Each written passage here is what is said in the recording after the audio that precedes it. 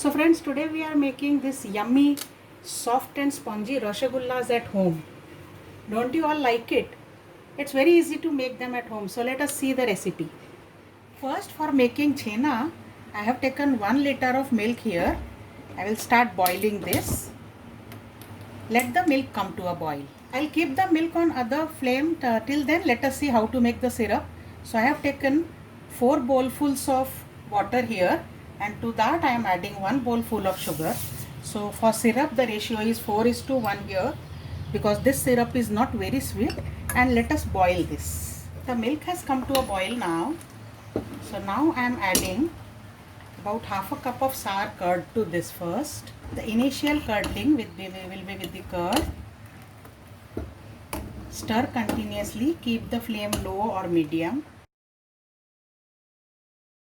You can see the particles of chhena on the spoon. So initial curdling of milk has begun, and now I am adding lemon juice little at a time. I have taken juice of 1 lemon and diluted it with equal amount of water.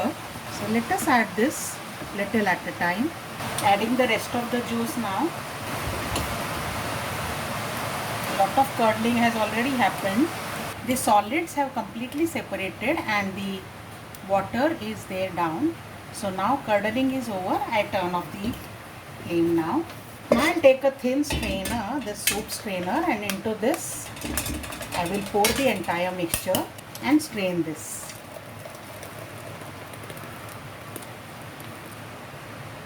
Do not throw this water away. It's very nutritious. You can use it to make kadhi, or you can make some dhoklas from this. Now let us wash this chhena with some water, so that the smell of the lemon that we have used goes from this. We'll repeat this procedure 2-3 times, and let's press this gently so that the extra water is drained completely. Now we'll take this chhena into a plate and let it cool down. Our chhena has cooled down now, so I am adding 1 teaspoon of maida all-purpose flour. We will mash this smooth. So it's your choice. You can add all-purpose flour, or you can add whole wheat flour, whatever you like. Now we'll mash this smooth with our hand till it becomes a soft and homogeneous mixture. Right now it is quite granular, so we have to break all the granules and make it a soft mixture. Apply pressure with the back of your hand from this portion to make it smooth quickly. It should take about 5 minutes to do this process. You can see that our chhena is not crumbly. It has become like a dough. It's not baking. So now this is perfect for making the rasgulla balls. Now from this we will make small balls. See that they are crack free. There should not be any cracks on the surface of the ball. Make the size that you like, but they are going to double in size after boiling in the syrup.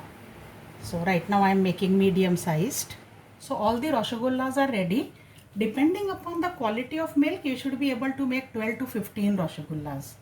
So let us now put them in the boiling syrup.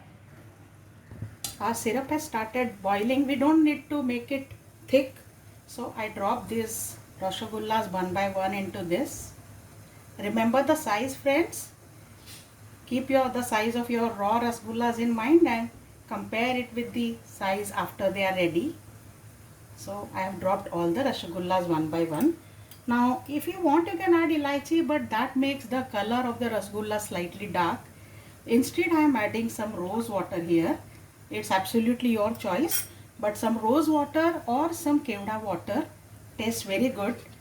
Let's close this and cover for about 10 minutes. Let's check. So do you see how big the rasgullas have become? So till now we were covering them and cooking for 10 minutes. Now we will keep them open and boil for another 5 minutes. So our rasagullas are done, friends. Let us plate them. So our soft and fluffy rasagullas are ready. Enjoy homemade rasgullas, friend, and do share your experience in the comment section below. I see you next time. Bye bye.